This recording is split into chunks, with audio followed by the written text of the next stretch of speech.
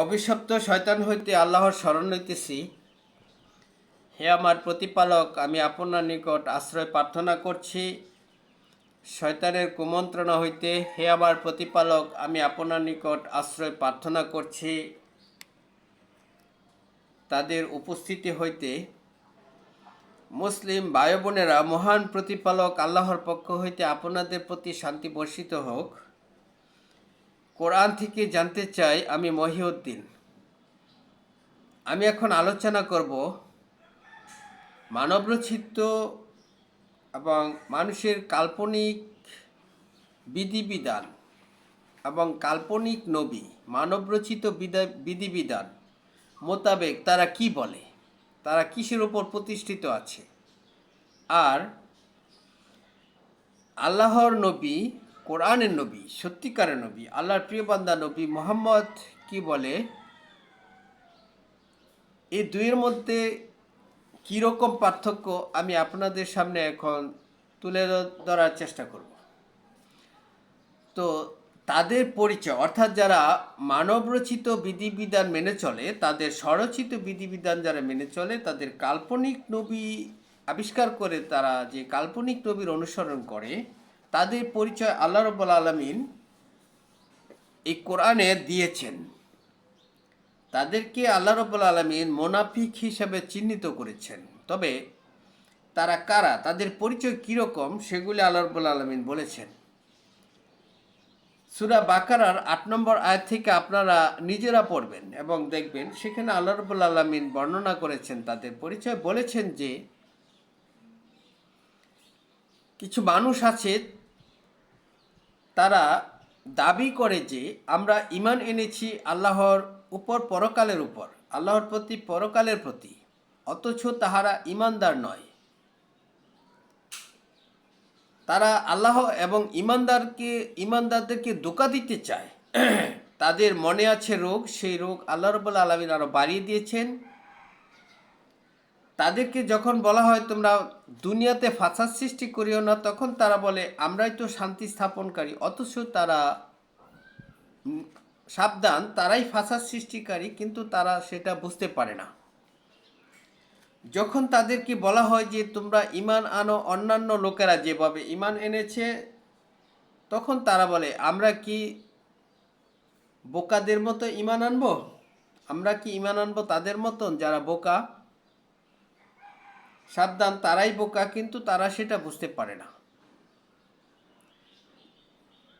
সূরা বাকারার ৮ থেকে ১৩ নম্বর আয়াত আপনারা নিজেরা পড়ে নেবেন। আল্লাহ রাব্বুল আলামিন তাদের পরিচয় তুলে ধরেছেন। তাদেরকে আল্লাহ রাব্বুল আলামিন ঈমানদার বলেন নাই, যদিও তারা দাবি করে আমরা ঈমান এনেছি আল্লাহর প্রতি, পরকালের প্রতি। দেখুন সূরা নিসার ৬০ নম্বর এবং ৬১ নম্বর আয়াত, সেখানে আল্লাহ রাব্বুল আলামিন বলেছেন যে আপনি কি তাদের দেখেননি যারা দাবি করে যে আপনার প্রতি যা নাজিল হয়েছে তাতে তারা বিশ্বাস করে, আর পূর্ববর্তী কিতাবসমূহের উপরও তারা বিশ্বাসী, তারা দাবি করে তারা বিশ্বাসী, অথচ তারা তাগুদের কাছে বিচার প্রার্থী হতে চায়, যদিও তাদেরকে নির্দেশ দেওয়া হয়েছে তা প্রত্যাখ্যান করতে। শয়তান তাদের বহুদূর নিয়ে গিয়েছে। আর যখন তাদের বলা হয় এসো আল্লাহ যা নাজিল করেছেন তার দিকে এবং রাসূলের দিকে, তখন আপনি মুনাফিকদের দেখবেন যে তারা আপনার কাছ থেকে সম্পূর্ণভাবে মুখ ফিরিয়ে সরে যাচ্ছে। দেখুন এদের পরিচয় আল্লাহ রাব্বুল আলামিন সূরা তবার মধ্যেও তুলে ধরেছেন, কোরআনে আরও বহু জায়গায় আল্লাহ রাব্বুল আলামিন তুলে ধরেছেন। তারা কারা?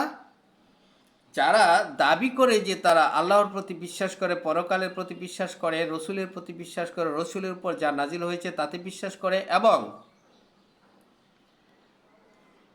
রাসূলের দিকে তাদেরকে আসতে বলা হয়, কিন্তু তাদেরকে আল্লাহ রাব্বুল আলামিন বলছেন যে তারা ঈমানদার নয়। তারা ঈমানদারদেরকে ধোঁকা দিতে, আল্লাহ এবং ঈমানদারদেরকে ধোঁকা দিতে চায়।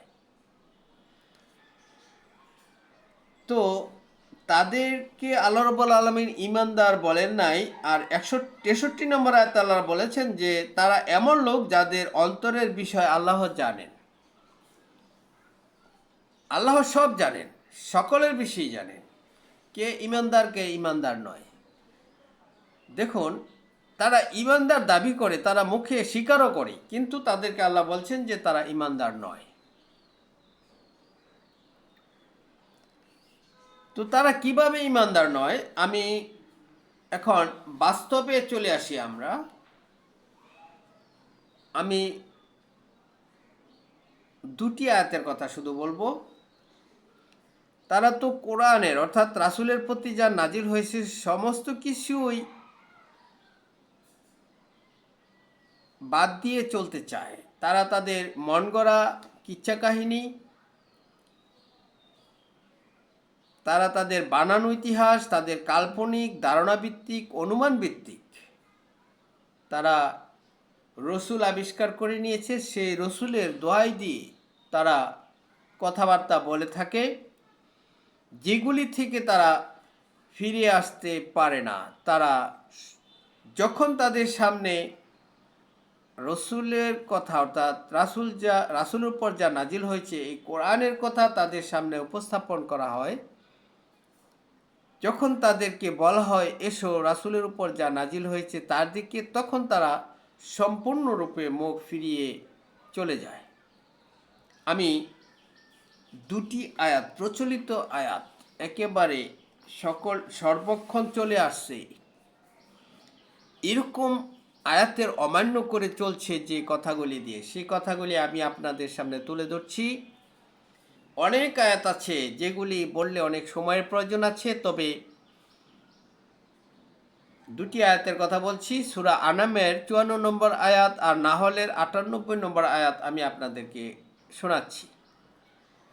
সেখানে আল্লাহ রাব্বুল আলামিন তার প্রিয় বান্দা নবী মুহাম্মদকে উদ্দেশ্য করে বলেছেন যে যখন আপনার নিকট আসে তারা যারা ঈমান রাখে আমার আয়াতের প্রতি, তখন আপনি তাদেরকে বলবেন সালামুন আলাইকুম, অর্থাৎ তোমাদের উপর শান্তি বর্ষিত হোক।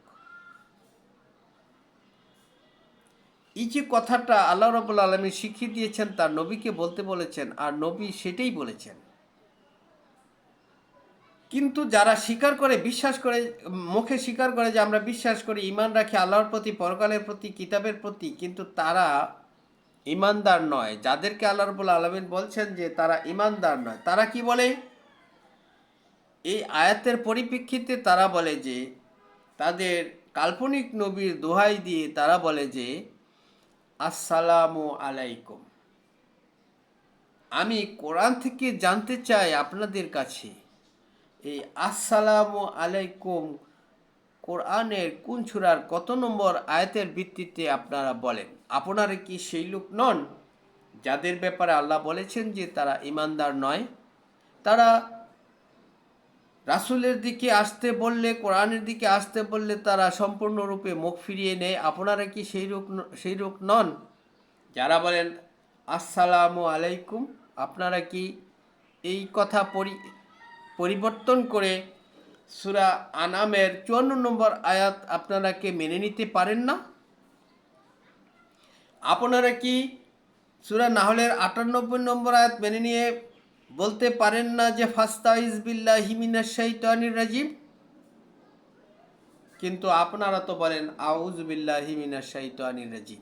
আমি আপনাদের কাছ থেকে কোরআন থেকে জানতে চাই কোন সূরার কত নম্বর আয়াতের ভিত্তিতে আপনারা বলেন আউযু বিল্লাহি মিনাশ শাইতানির রাজিম। সূরা নাহলের 98 নম্বর আয়াতে আল্লাহ রাব্বুল আলামিন যে কথাটা তার প্রিয় বান্দা নবী মুহাম্মদকে বলেছেন যে আপনি যখন কোরআন শুরু করবেন তখন আপনি বলবেন, আপনি অভিশপ্ত শয়তান হইতে আল্লাহর শরণ লইবেন এইভাবে যে ফাস্তাইজ বিল্লাহি মিনাশ শাইতানির রাজিম। কিন্তু কেন আপনারা আউযু বিল্লাহি মিনাশ শাইতানির রাজিম বলেন? কোন সূরার কত নম্বর আয়াতের ভিত্তিতে বলেন? আমি কোরআন থেকে আপনাদের কাছে জানতে চাই। যদি আপনারা সূরা নাহলের 98 নম্বর আয়াত অনুযায়ী আয়াত মেনে নিয়ে যদি ফাস্তাইজ বিল্লাহি মিনাশ শাইতানির রাজিম বলতে না পারেন, যদি না বলেন, তাহলে কি আমি আপনাদেরকে বলবো না? আপনারাই তো সেই লোক, যেই লোকের ব্যাপারে আল্লাহ রাব্বুল আলামিন বলেছেন যে তারা স্বীকার করে, তারা তারা বলে যে আমরা ঈমান এনেছি আল্লাহর প্রতি, পরকালের প্রতি, রাসূলের প্রতি, যা নাজিল হয়েছে পূর্ববর্তী কিতাব যা নাজিল হয়েছে তাতে বিশ্বাস করি, কিন্তু তারা ঈমানদার নয়। আল্লাহ রাব্বুল আলামিন নিজেই বলে দিয়েছেন যে তারা ঈমানদার নয়, আমি তাদেরকে চিনি। তো আপনারা কি সেই লোক নন?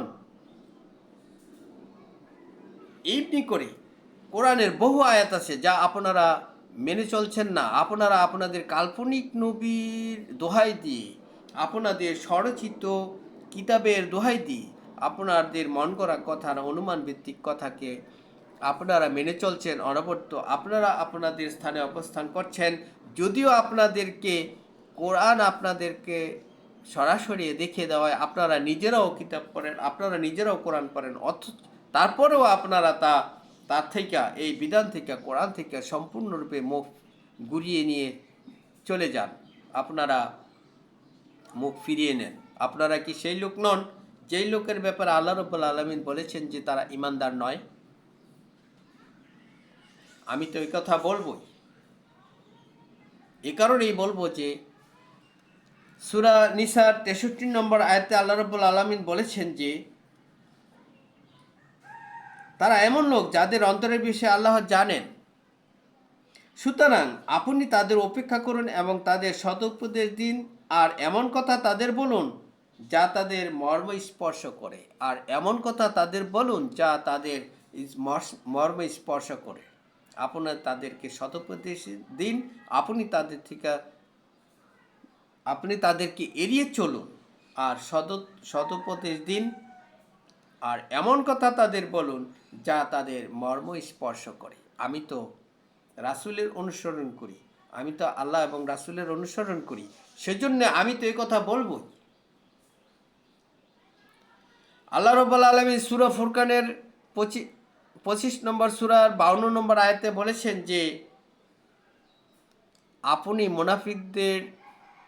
আপনি কাফেরদের অনুসরণ করবেন না,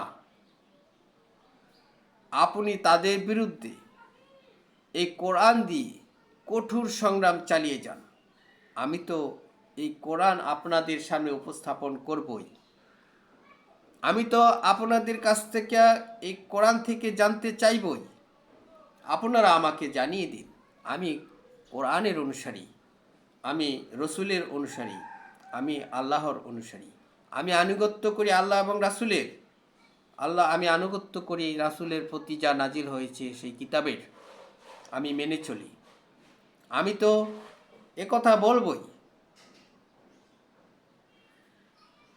আল্লাহ রাব্বুল আলামিন সত্য দিয়ে মিথ্যার উপর আঘাত করেন, ফলে মিথ্যা চূর্ণ বিচূর্ণ হয়ে বিতরিত হয়ে যায়। তো আমি আমার আলোচনা আর দীর্ঘায়িত না করে এখানেই শেষ করছি। মহান প্রতিপালক আল্লাহর পক্ষ হইতে আপনাদের প্রতি শান্তি বর্ষিত হোক।